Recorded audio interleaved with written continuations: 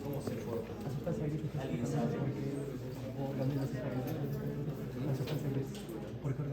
¿Cómo se forma? Todo empieza, chicos, en el primer día en donde a nivel de la ampolla de la trompa uterina es en donde tanto por la vía ovárica del ovario va a pasar el ovocito secundario y se va a dirigir a la ampolla y va a unirse con el espermatozoide. Y en ese momento se va a dar lo que es el proceso de la fecundación. La fecundación tiene tres fases. Tiene una fase en la cual va a haber la penetración de la zona de la corona radial, ¿no? Entonces aquí está el ovocito, aquí está el espermatozoide y va a penetrar una de las capas que es la corona radial. Después ahí es donde el espermatozoide pierde su capa de la cabeza y va a pasar solo la parte interna. Luego va a penetrar la zona pelúcida. Y luego, solamente en la parte del ADN del espermatozoide más el ADN del cromosoma se van a fusionar. A ello se llama fusión de pronúcleos. Entonces son las tres fases que tiene la fecundación para formar lo que se denomina ovocito maduro o lo que se denomina óvulo. Dicho óvulo, ¿a dónde se va a dirigir? Va a pasar por la trompa de falopio y se va a dirigir hacia el segmento del infundíbulo donde se va a unir al útero. Y allí es en donde vamos a tener tres porciones: el fondo uterino, el cuerpo uterino y el cérvix. Es en el fondo uterino, principalmente en el lado izquierdo, en la cara posterior del fondo uterino, donde se va a producir la implantación. La implantación tiene tres fases. ¿Cuáles son las tres fases? Empezamos con la primera fase, que es la de acoplamiento. ¿A qué me refiero? Que el óvulo se va a unir con el endometrio, con la primera capa o la capa más profunda del útero, ¿no es así? Se convierte en blastocisto. Más o menos, ¿qué día es? El sexto o séptimo día, ¿no es así? Allí el blastocisto tiene dos capas. Tiene lo que se denomina la masa celular interna y lo que se denomina la masa celular externa. La masa celular interna va a formar al embrioblasto y la masa celular externa va a formar al trofoblasto. El embrioblasto va a formar propiamente al embrión y el trofoblasto va a formar a las estructuras extraembrionales. ¿Ok? Entonces, después viene la segunda fase del acoplamiento, viene la adhesión. El blastocisto, gracias a la membrana, a lo que es la capa celular interna, la masa celular externa, perdón, va a formar dos estructuras que se llama el sincitotrofoblasto y el citotrofoblasto. El sincitotrofoblasto va a formar las lagunas vasculares y el citotrofoblasto va a formar las vellosidades boreales. Y junto, ellos dos van a formar parte de la nutrición en el embrión. ¿Ok? Entonces va a empezar el sincitotrofoblasto a unirse al endometrio, va a empezar a profundizarse y eso se llama la adhesión. Y finalmente viene la implantación propiamente dicho, que es la invasión. ¿Qué me refiero a la invasión? Cuando ya el sincitotrofoblasto va a estar en la parte interna, igual el citotrofoblasto, y van a haber las dos estructuras que van a empezar a formarse del embrioblasto, lo que se denomina el hipoblasto y el epiblasto, a lo que más o menos está en la segunda semana, porque esta es la primera semana. La segunda semana donde se forma la capa bilaminar. Estas son las dos capas bilaminares, que es el hipoblasto y el epiblasto. El hipoblasto, que va a formar el saco vitelino y la membrana exocelómica, que también van a dirigirse para la nutrición. Y el epiblasto va a formar el ectodermo, el mesodermo y el endodermo. ¿A qué me refiero con ello? A la tercera semana o el disco trilaminar. Ello más o menos es. Entonces, si nosotros lo valoramos desde esa manera, ya tenemos el esquema inicial de cómo se va a formar la parte neurológica, porque en la tercera semana, más o menos en la semana 21, el día 21 o 23, es en donde se empieza a formar el ectodermo neural. Y el ectodermo neural está relacionado con la parte dorsomedial de la estructura del embrión. ¿Ok? Entonces, en la estructura del embrión, propiamente, en la parte dorsomedial, se va a encontrar una estructura que se llama notocorda. La notocorda va a tener somitas. ¿Qué son los somitas? Son las células madres. Y en el sistema nervioso se denomina neuroblasto. En el sistema, por ejemplo, óseo, ¿cómo se denomina? Osteoblasto. Perfecto. Esos somitas, esas células, van a empezar a distribuirse en la parte más superior y como también en la parte más inferior. Y es en ese momento en donde van a formar dos pliegues o dos placas, que es la placa neural, ¿no? En la placa neural. Cuando se va a engrosar más, se va a convertir en pliegue neural. Y al engrosarse más y haber más células neuroblásticas, va a formar lo que se denomina la cresta neural. Y como se va a separar los pliegues neurales, va a formar un espacio que se llama neuroporo anterior, porque está en la parte anterior o superior. Y en la parte inferior pasa igual y se forma el neuroporo posterior. Diferencia el cierre en el 25º día y el 28º día, 3 días más, ¿no? Hasta ahí es la formación de lo que se denomina el tubo neural. El tubo neural tiene dos partes, uno que es un tubo neural cefálico y un tubo neural caudal. El cefálico está relacionado con la formación de las vesículas cerebrales primarias, ¿ok? Y el caudal está relacionado con la formación de la médula espinal. Entonces, lo que nosotros tenemos que valorar es la formación de la médula espinal, hasta allí. Entonces, vamos a colocarlo de esta manera para que lo entiendan. Aquí tenemos lo que son los neuroblastos, en el cual van a empezar a proliferarse hacia la parte externa. Y allí van a empezar a formar una capa que va a tener, ¿cuál es la diferencia del neuroblasto con estas neuronas? Que su núcleo va a ser mucho más grande y van a empezar a formarse dendritas, ¿no? Las terminaciones de asociación entre neurona y neurona. A eso se llama cuerpo neuronal. Y el cuerpo neuronal, ¿qué cosa es? Es sustancia gris. Esta capa se va a llamar zona del manto, que viene a ser la sustancia gris de la médula espinal. Y después vamos a tener los cuerpos neuronales, más o menos en la 5ª semana, 6ª semana, van a empezar a formar sus axones, que son los axones primarios o ya maduros. Y ahí se forma una tercera capa que se llama la zona marginal. Y la zona marginal viene a ser propiamente la sustancia blanca. Y es allí en donde se forma la estructura de una médula espinal. ¿Ok? Pero ¿qué más tenemos? Estos axones todavía no van a tener mielina. El neuroblasto es una de las células germinativas o de células madre. Otro de las células viene a ser los oligodendroblastos, que lo voy a poner como si fuera un triángulo. Los oligodendroblastos también van a pasar a la zona exclusivamente marginal y van a formar lo que se denomina las vainas de mielina. Entonces, el oligodendroblasto que va a formar el oligodendrocito, y ahí es donde va a formar. Pero en la zona periférica, ¿quién lo va a formar? Las células de Schwann. ¿Y quién lo forma? Las células de Schwann, la cresta neural.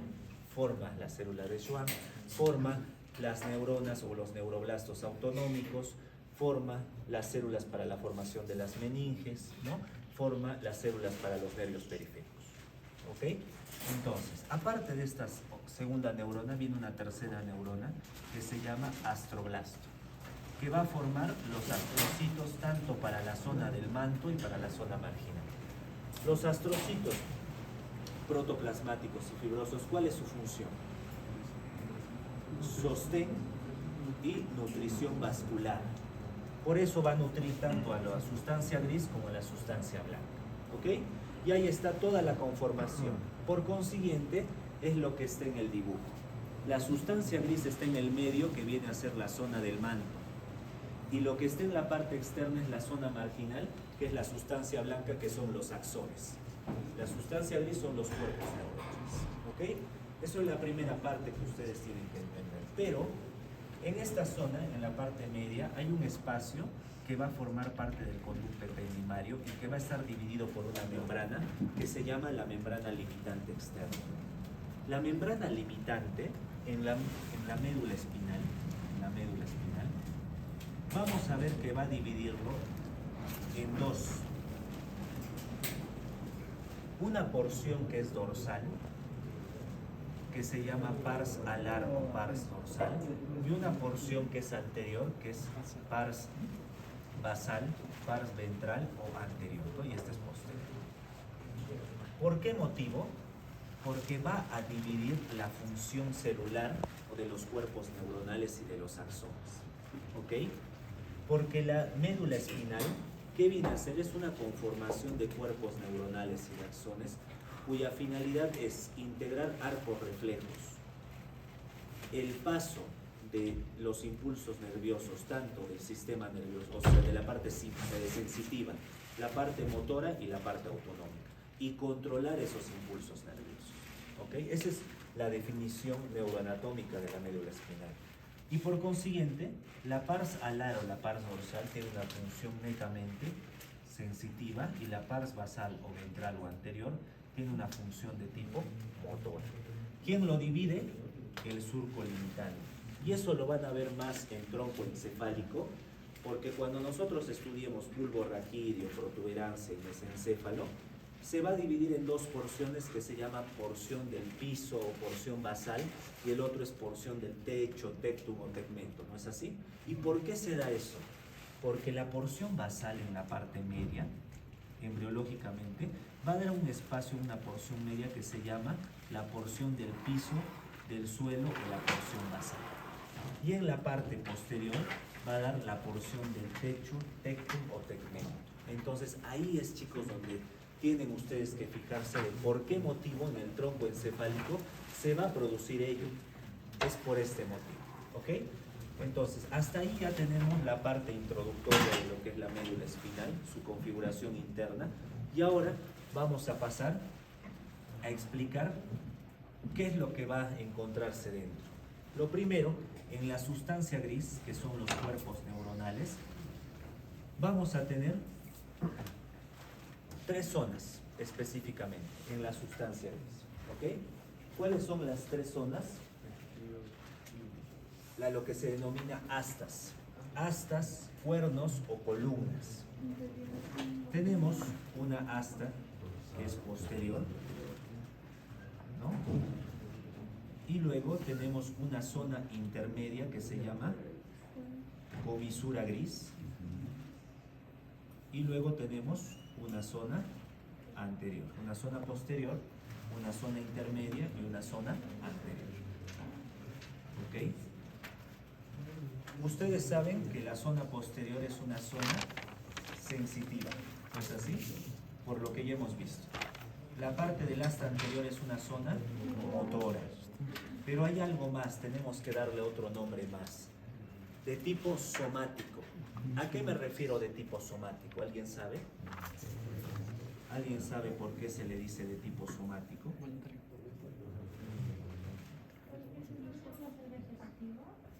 No, vegetativa es diferente. ¿A qué me refiero? Cuando nosotros estudiamos el sistema nervioso, nosotros lo vamos a dividir desde un punto de vista estructural y desde un punto de vista funcional.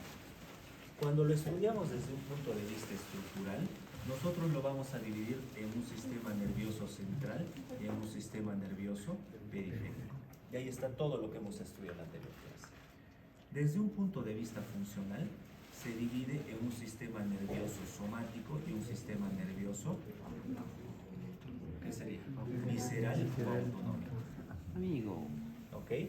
Y este sistema nervioso somático puede tener una porción sensitiva o una porción motora.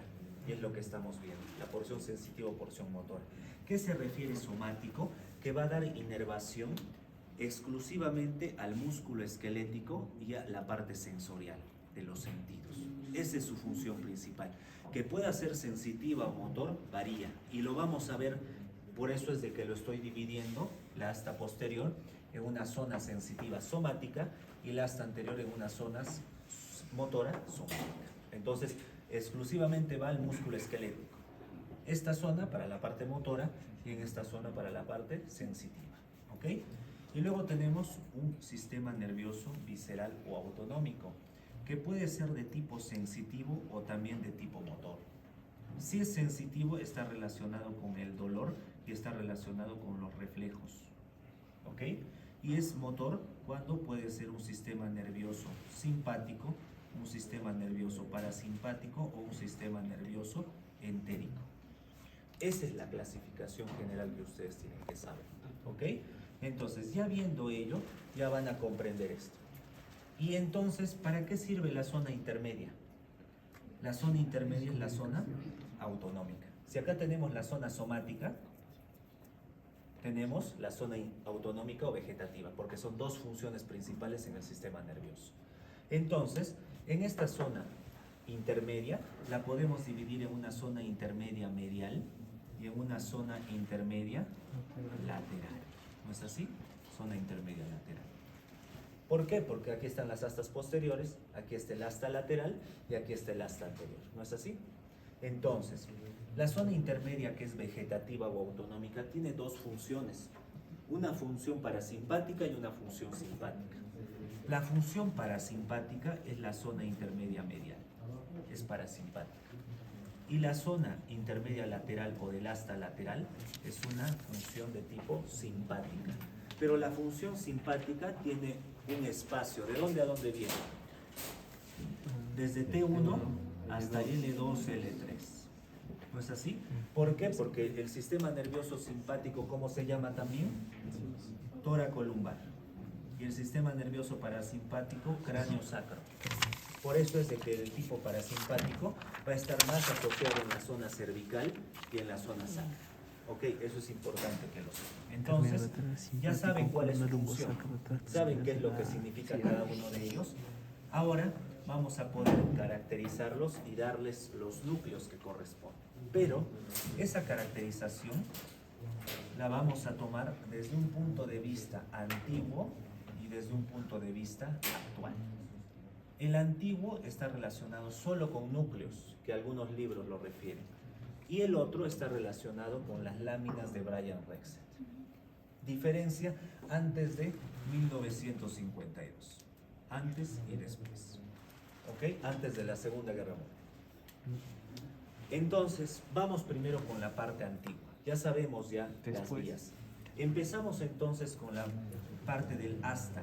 El asta posterior se va a dividir en tres: lo que es la cabeza, el cuello y la base. Y el asta anterior se va a dividir solo en cabeza y base. Y la zona intermedia se va a dividir en una zona intermedia posterior o sensitiva y en una zona intermedia anterior o motora, que va a ser parasimpática, sí, para ambos casos. En la cabeza, ¿qué núcleos nosotros tenemos? Tenemos nosotros tres núcleos, y es en ahí en donde va a entrar Rolando. Aquí está. En este caso, chicos, nosotros tenemos en la cabeza el núcleo que está más posterior, que se llama núcleo posteromarginal o marginal de Waldeyer. ¿Cuál es su función principal, chicos? Dos.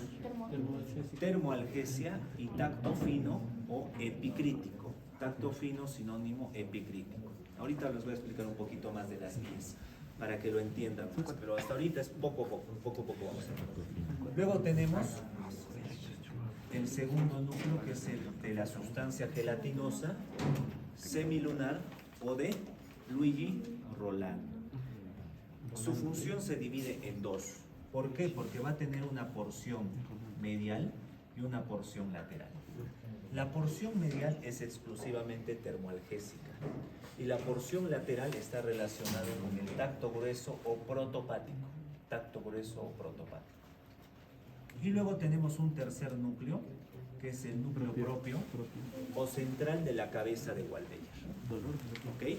núcleo propio central de la cabeza de Waldeyer o del asta posterior, cuya función está relacionado con el tacto grueso o protopático. ¿Ok? Hasta ahí, estos tres núcleos tienen una función que es de la vía sensitiva de tipo esteroceptiva. Es somática, es verdad, pero es de tipo esteroceptiva. Y después tenemos otro que está relacionado con otros dos núcleos que están entre el cuello y la base, que se llama núcleo basal medial y núcleo basal lateral. El núcleo basal medial, o también denominado de Bechtereau, y el núcleo basal lateral, torácico o dorsal de Clark. ¿Cuál es su función? Una función propioceptiva de tipo consciente o inconsciente. Clark. Inconsciente. Entonces, aquí en este punto, chicos, vamos a ver dos vías. Una vía sensitiva esteroceptiva y propioceptiva. ¿De dónde vienen esas vías? ¿Alguien sabe? ¿De dónde vienen? ¿De qué parte exactamente? Las vías esteroceptiva y propioceptiva. Del ganglio de la raíz dorsal. Por consiguiente, ¿de qué tipo? Sensitiva. Entonces, vamos a ver la vía, aunque creo que mejor lo vamos a agrandar acá. Y acá también hay una. En las vías de conducción nerviosa, chicos, existen 4 tipos. Vías de conducción, sea ascendente o descendente. Vía sensitiva, vía motora, vía de asociación y vía sensorial. Son las 4 principales, ¿ok? De las cuales nosotros el día de hoy vamos a estudiar tanto las vías sensitivas como las vías motoras. Como resumen, en este punto, nosotros vamos a ver que la vía sensitiva se va a dividir en dos. Una vía sensitiva esteroceptiva y propioceptiva. La esteroceptiva está relacionado con la piel y es exclusivo del epidermis y la dermis, todos sus receptores. Y la vía propioceptiva o profunda está relacionado con ¿quién? Músculos, ligamentos, articulaciones. ¿Por qué motivo? Cuando nosotros hablamos de vía esteroceptiva es lo que nosotros sentimos en la piel, ¿ok? Y puede ser de un tacto fino epicrítico cuando tiene una presión suave o un tacto grueso o protopático. ¿A qué me refiero con eso? Cuando ustedes estudian semiología, ¿no se recuerdan que tenemos que hacer un tacto más superficial y un tacto profundo? ¿Por qué motivo es por ello? Ahí viene la sensibilidad tanto superficial, que es de un tacto fino, y de un tacto más profundo o tacto grueso, lo primero. Y después viene la vía de la termoanestesia. Todo ello conforma la vía esteroceptiva o superficial, que solo se encuentra en la parte de la piel. Y la vía profunda, que es la propioceptiva, es la vía consciente o inconsciente, ¿no? ¿A qué me refiero con ello? Ustedes están empezando a escribir y van a ver cómo van a apretar, van a flexionar los dedos de la mano y van a apretar el plumón o el lapicero. Van a colocarlo para mejor posicionarlo en la tabaquera anatómica y van a realizar el proceso de escritura, pero lo van a pensar poco a poco. ¿No es así? Eso es una propiocepción de tipo consciente. Saben que lo que están haciendo, por consiguiente, toda la información que vaya de la médula, ¿a dónde creen que pase? A la corteza. Por eso es consciente. Y vía inconsciente es cuando ustedes están escribiendo y están realizando otras cosas. ¿Por qué? Porque ya lo han aprendido, saben cómo realizarlo, pero pueden hacer otras cosas o pueden estar escribiendo y pensando que lo que están escribiendo, digamos, del tálamo, el tálamo tiene cuántas divisiones, tiene 3 o tiene 2 clasificaciones, tenemos que valorar. ¿Me entienden? O, por ejemplo, ustedes están empezando a jugar fútbol y tienen que mirar cómo van a patear la pelota, cómo van a agarrar. Propiocepción consciente. Inconsciente cuando ya saben cómo jugar y ya no piensan en cómo patear la pelota, sino están pensando en cómo poder pasar por su contrincante. Esa es la diferencia, ¿no? Y la vía de propiocepción inconsciente va hacia el cerebelo. Por consiguiente, la propiocepción consciente es voluntaria, la propiocepción inconsciente es involuntaria. Cuando te vas a caer y tú inconscientemente tienes que poner tu pie. Esa es propiocepción inconsciente. Consciente es cuando te vas a caer, pero pones tu mano y ya no te vas a caer. Consciente. Entonces, más o menos ese es en general. Y todo ello es vía sensitiva, chicos. Y la vía motora se divide en dos. ¿Cuál creen que sea la vía motora? La vía piramidal y la vía extrapiramidal. La vía piramidal, movimientos voluntarios, vía extrapiramidal, movimientos involuntarios. Así de sencillo. Vía piramidal que pase por las pirámides vulvares, es decir, la parte córtico-espinal, y la vía extrapiramidal que no pase por lo que son las pirámides vulvares y se dirija hacia otros lugares, como por ejemplo la parte del cerebro. ¿No? Entonces ahí es en donde nosotros vamos a dividirlo, por ejemplo, la vía piramidal en vía córtico-espinal, que es lo principal que vamos a ver, o córtico-nuclear, que es parte de los pares, de los nervios. ¿Ok? Y la vía extrapiramidal, que puede ser primaria o secundaria, dependiendo de lo que vayamos a ver. Entonces, ya habiendo visto el resumen, nosotros ya podemos entender un poquito más a qué me refiero con vía estereoceptiva y vía propioceptiva.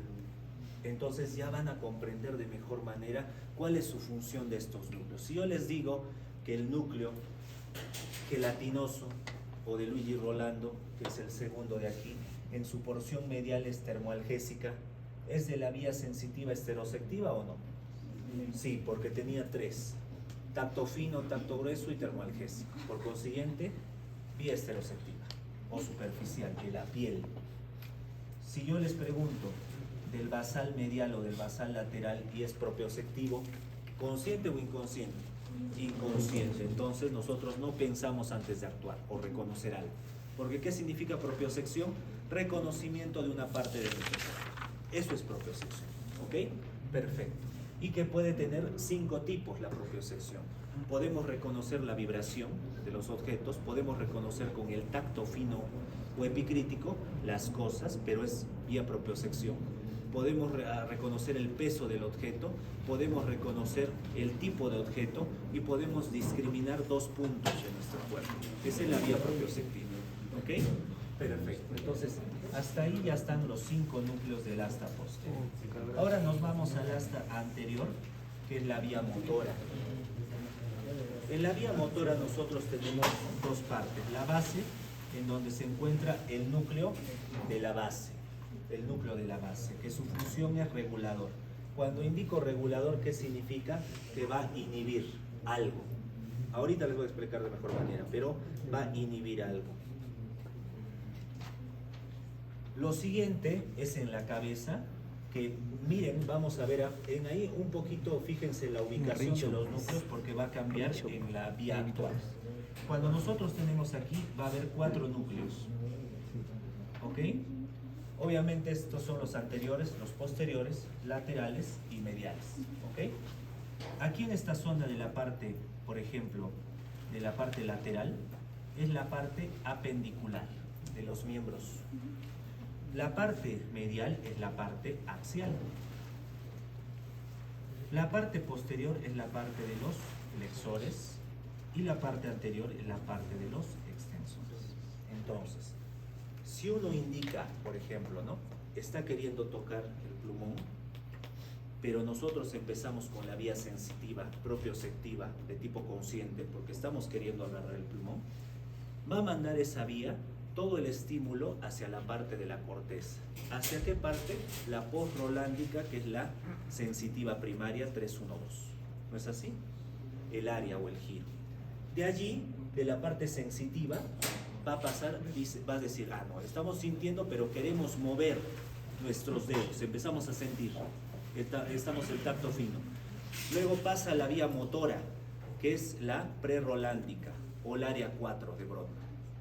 Allí es en donde va a mandar el estímulo ya descendente, porque ascendente es sensitivo, descendente, va a pasar por las vías de regulación, y que puede ser el tálamo, entre otros, y luego a la final, ¿a dónde va a pasar?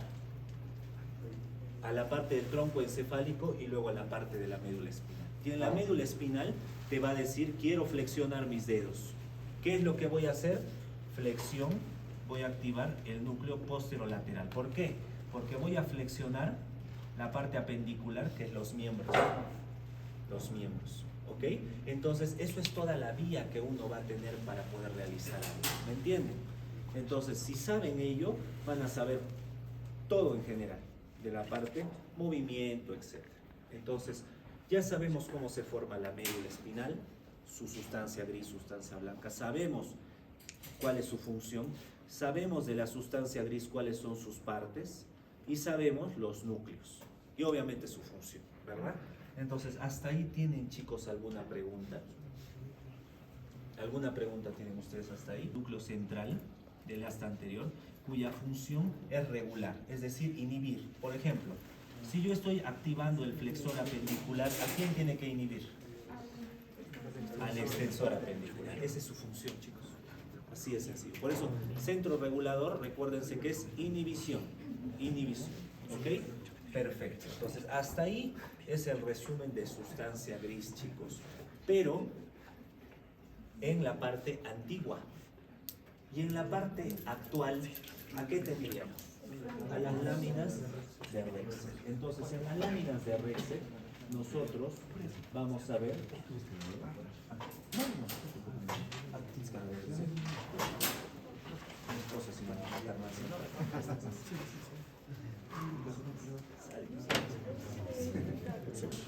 Y en las láminas vamos a correlacionarlas con los núcleos. La lámina 1, ¿con quién creen que se relaciona? Con el núcleo posteromarginal o marginal de Waldeyer. Perfecto. La lámina 2. La sustancia gelatinosa, ¿no? O de Luigi. La lámina, el núcleo propio. ¿Con qué láminas? 3 y 4. 3 y 4, chicos. Por eso en el dibujo el núcleo propio tenía mayor espacio. 3 y 4. Y la lámina 5 y 6, ¿con qué núcleos? Con la basal medial y la basal lateral. Basal medial y basal lateral. Hasta ahí las 6 láminas, pero después ahí se complica un poquito porque descubrieron 4 núcleos más en la zona intermedia. Y en esa zona intermedia nosotros vamos a tener los 4 núcleos. El núcleo que está más cerca a la parte medial, este núcleo de aquí, ¿qué núcleo es? Es el núcleo intermedio medial. ¿Cómo se llama ese núcleo intermedio medial? Es el basal medial o el de Becker. O sea, tiene la misma función propioceptiva, inconsciente, pero también tiene cierta función visceral de tipo parasimpático. Luego tenemos el intermedio lateral, pero que se va a dirigir hacia esta zona, va a ser más hacia esta zona. ¿Y cuál va a ser su función? De tipo parasimpático para reflejos viscerales. Esa es su función. Después tenemos un tercer nervio que es de tipo simpático. Y si es de tipo simpático, ¿va a estar en la zona intermedia medial o en la lateral? En la lateral. Por consiguiente se llama autonómico simpático. Va a tener todas las funciones de la vía simpática. Y luego tenemos un cuarto que es el autonómico sacro, cuya función va a ser de tipo parasimpático. De tipo parasimpático, ¿no? Entonces, ¿qué va a hacer, por ejemplo? Contraer el detrosol para la orina, para orinar. Entonces, para tarea en casa tienen que saber las diferencias entre la parte simpática y parasimpática. ¿Cuál produce miosis? ¿Cuál produce midriasis? ¿Cuál produce mayor peristalsis? ¿Cuál menor? ¿Cuál produce broncodilatación? ¿Cuál produce broncoconstricción? Vasodilatación, vasoconstricción. Esa es su tarea para la casa. ¿Ok? Porque quiero que sepan la diferencia entre simpático y parasimpático. Entonces, eso es lo que está pasando, chicos, aquí, y esto se llama lámina 7. Y la lámina 7 tiene esos 4 núcleos. Y luego viene la lámina 8, y miren ustedes que ahí hay un cambio. En la parte medial hay una lámina, a la lámina 8, es como algo blanco, ¿no? Que no había en la parte antigua, ¿no? De frente iba a los 4 núcleos. No. Ahora la parte medial se llama lámina 8 y ese núcleo es un centro regulador. ¿Y a quién les hace recordar? Al núcleo de la base del asta anterior. Ello se ha convertido en la zona medial. Y la zona lateral es la lámina 9, que son los 4 núcleos motores. ¿Me entienden? Y luego viene la lámina 10. ¿Cuál es la lámina 10? El centro donde está el conducto ependimal. ¿Dónde está? En la parte media, aquí. Toda esta zona de acá del medio es la lámina 10. ¿Ok? Entonces, eso es más o menos el resumen, chicos, de la sustancia gris que ustedes tienen que saber para poder entender cualquier tipo de función, sea de tipo somática, sensitiva o motora, o de tipo visceral, porque son las dos funciones que les he dicho que existen en el sistema nervioso.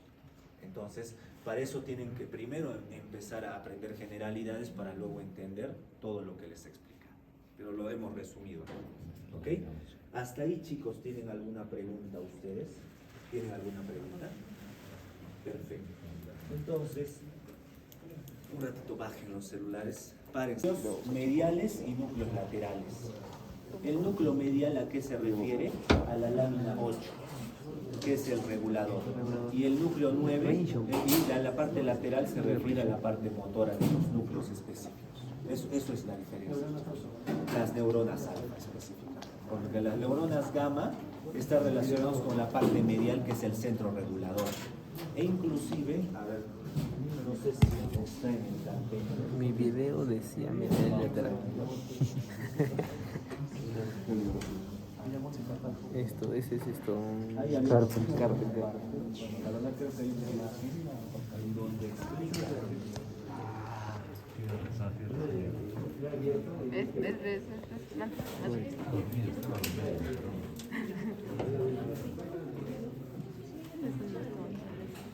Aquí está. Esta es la imagen. Y en acá podemos ver bien las fibras eferentes somáticas. Las fibras eferentes somáticas están relacionadas con la parte medial, pero se distribuyen en varias zonas. Y la gama es en la parte general, en todo, pero específicamente es en la parte medial.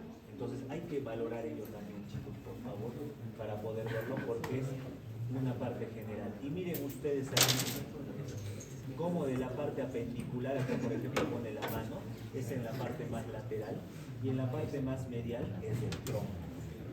Entonces hay que tomarlo en cuenta ello, porque esto es parte axial y el otro es parte apendicular, parte de los flexores y parte de los extensores. Entonces ahí es en donde ustedes tienen que valorar. ¿Ok? Listo. Ahora vamos a ver nosotros que existe una nomenclatura actual en donde el asta anterior lo dividen en 3 zonas. Una zona medial, que es el número 1, zona intermedia, que es el número 2, y zona externa, que es el número 3. Lo que nos importa a nosotros es la zona intermedia, donde hay 3 núcleos que están relacionados con la parte motora. ¿Cuál es? El núcleo rojo se llama núcleo del... No, en ahí está mal. No es freno. No, ese es espinal. Ese es espinal. No, rubro espinal es los cordones. Estamos en asta todavía anterior. Entonces es el núcleo espinal que viene de C1 a C5. ¿Y cuál es su función? Que es de la parte cervical, la inervación motora del trapecio y del esternocleidomastoideo. Luego tenemos el segundo núcleo, que está mucho más anterior, que es el frenio. ¿Cuál es su función? Inervación del diafragma, que tiene, ¿cuáles son sus segmentos? C3, C4 y C5. Y luego el que dice número 2 es el núcleo de Onuf, que es el núcleo autonómico sacro, que se recuerdan que estaba en la parte más lateral, es su continuación del intermedio. ¿Y cuál es su función? Inervación de la musculatura del piso pélvico. Esa es la diferencia entre los dos. Entonces, recuérdenlo, que se encuentra en la zona intermedia, en la asta anterior, chicos. ¿Okay? Perfecto. Ahora pasamos nosotros a la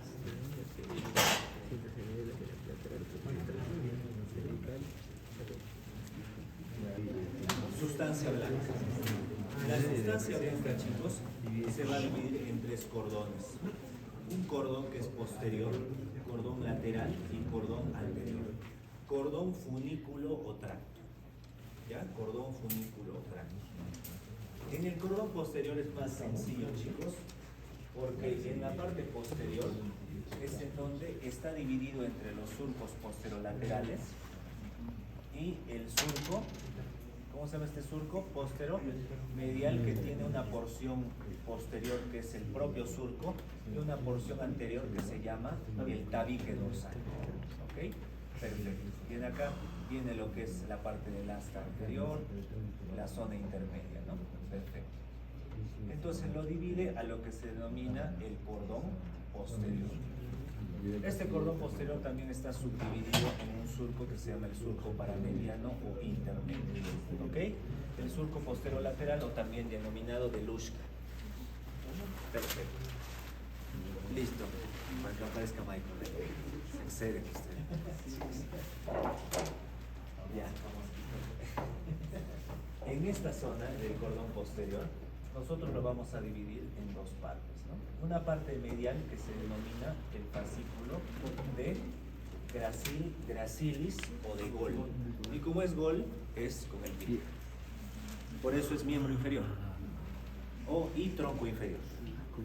Y si es el otro, el lateral, es el fascículo de uniforme, cuneatos o burdach. Burdach es de brazo, miembro superior y tronco superior y cuello. ¿Okay? Esa es la diferencia. ¿Y cuál va a ser su función propioceptiva de tipo consciente? Entonces ya saben qué significa propiocepción y saben qué significa que sea consciente o inconsciente. Listo. Entonces hasta ahí no hay más que decir, pero existe otro núcleo que se llama el núcleo cuneiforme accesorio.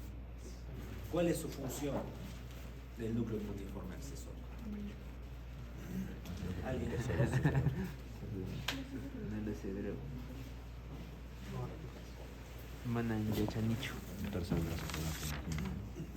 El núcleo cuneiforme accesorio también va a llevar la vía del miembro superior, pero relacionado con los reflejos. Esa es la función. Y luego tenemos en el surco posterolateral, antes de que termine, hay un espacio. ¿Cómo se llama este espacio? Espacio o tracto de Lissauer. El Lissauer. ¿Cuál es su función? Conecta los segmentos superiores e inferiores. Las vías ascendentes y descendentes. Esa es su función principal. ¿Okay? Y en algunos libros dicen la propiocepción consciente de la inconsciente, ¿no? Es decir, de la porción basal, como también de la propiocepción consciente de estos dos fascículos, como también la propiocepción inconsciente de las porciones basales o del espino cerebeloso, dorsal principalmente. ¿Ok? Que ahorita lo vamos a ver. Entonces, ya tenemos todos los núcleos o los tractos, perdón, en este caso son tractos de esa zona. Y luego vamos a ver la parte lateral. Entonces aquí tenemos la parte lateral.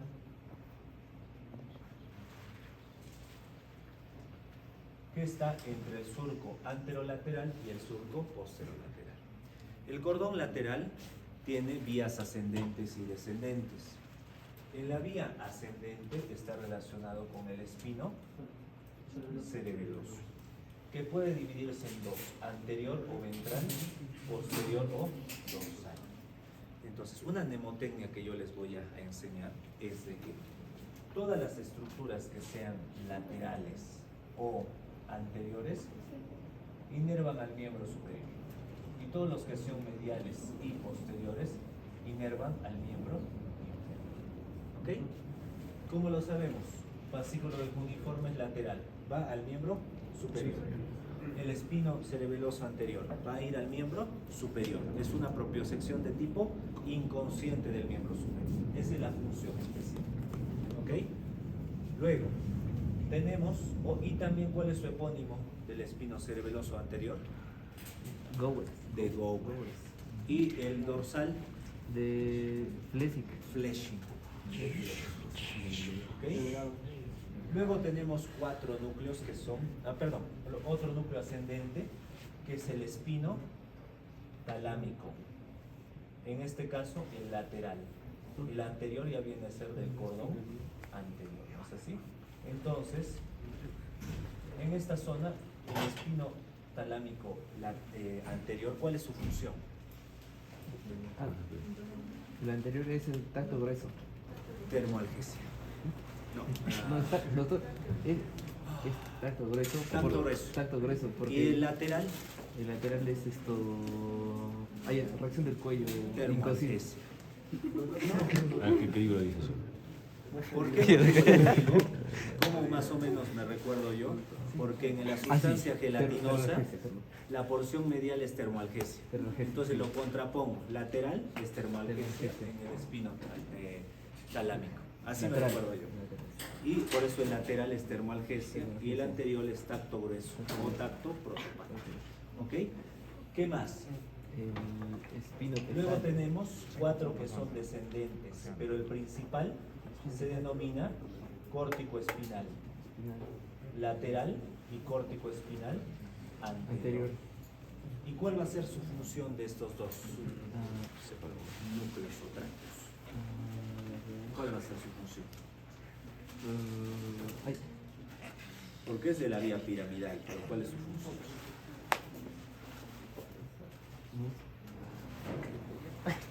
Es la función de contractibilidad de los músculos distales. Es decir, por ejemplo, de la mano, que nos va a ayudar a escribir, a bailar, a coser, suturar, por ejemplo. Esa es su función principal. ¿Ok? Luego tenemos otro núcleo que va a estar un poco medial. ¿Cómo se llama? rubro. Rubro espinal. ¿Cuál va a ser su función del rubro espinal? Esto, la flexión de los músculos. Activación de los flexores, inactivación de los extensores. ¿Ok? Y tiene una vía que es la vía córtico, rubro, ponto, dentado, cerebeloso, espinal, rubro espinal. Entonces es una vía muy larga que está relacionado con el núcleo rojo, específicamente con el magnocelular o la porción superior del núcleo, cuya función está relacionada con la activación de los flexores, ¿no? Luego tenemos otros dos núcleos, que es el núcleo olivoespinal y el núcleo retículo espinal.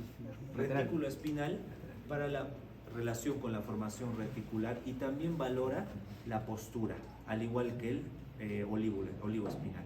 Pero a diferencia de ello, ve el tono muscular, ve la velocidad de fuerza de contracción muscular. Esa es la diferencia, el retículo espinal. ¿Ok?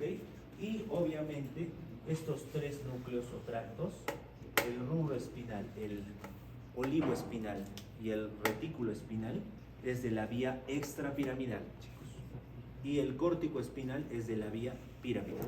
Esa es la diferencia. ¿Ok? Y todos son descendentes. Luego tenemos del cordón anterior. ¿Cuáles sus núcleos que tienen? Aparte del córtico espinal anterior y el espino talámico anterior. El espinal pectoral y el... No, son diferentes. Son distintos. Ajá. Uno es tecto espinal y otro es espinal. ¿Cuál sería?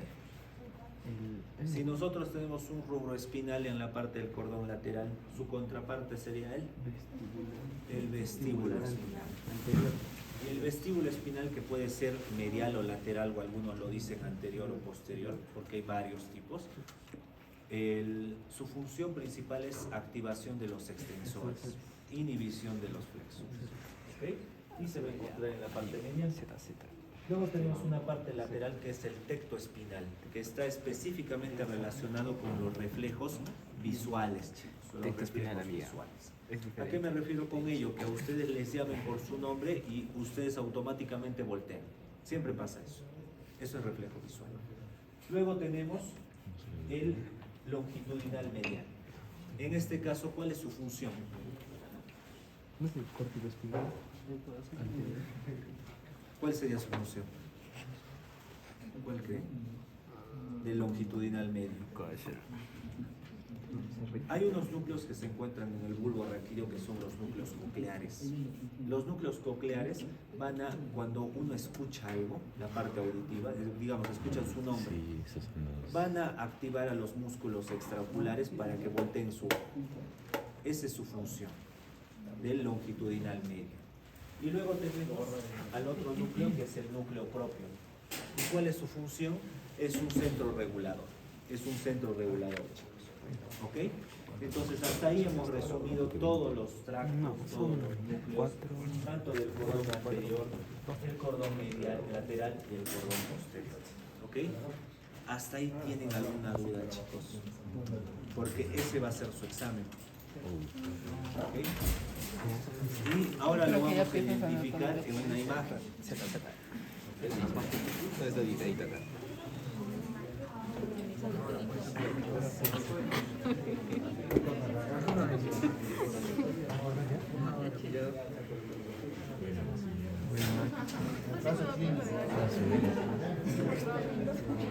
En esta zona, chicos, como les estaba indicando,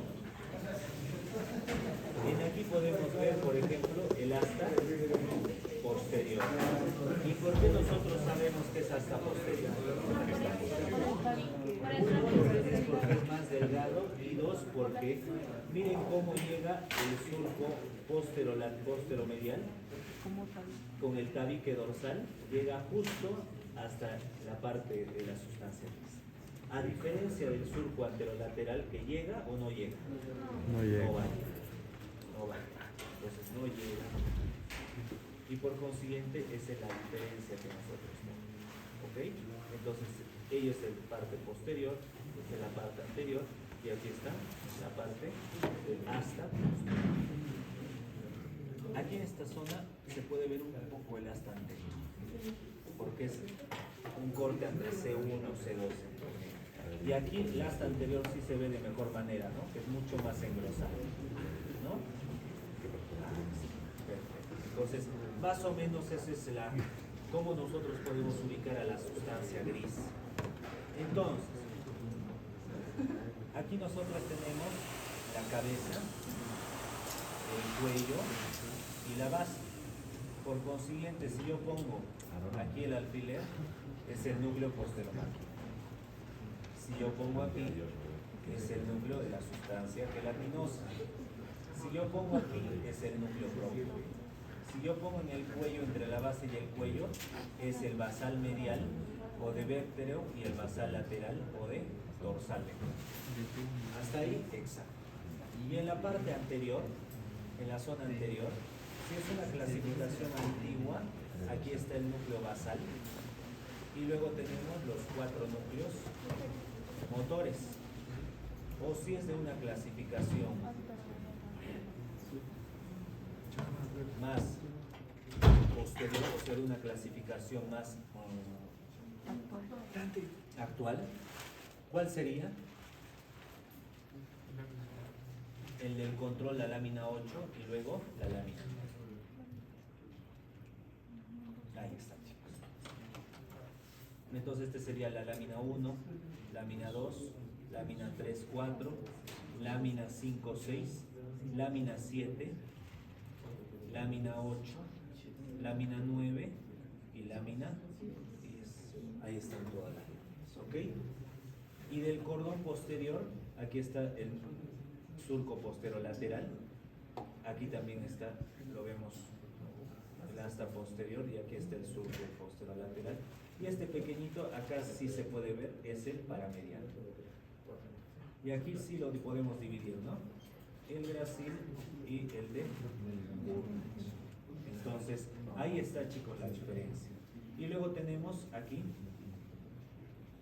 el surco anterolateral, igual acá el surco anterolateral. Y luego tenemos acá el tracto espino cerebeloso, el espino talámico,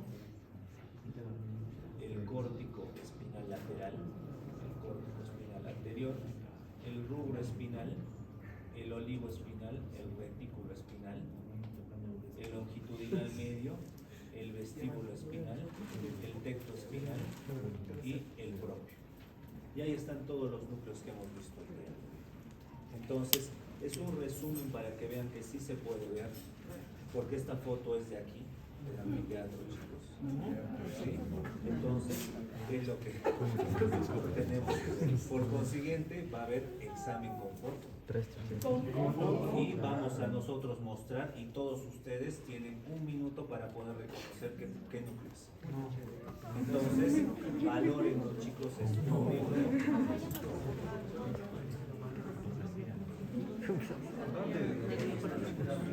Hemos terminado la clase.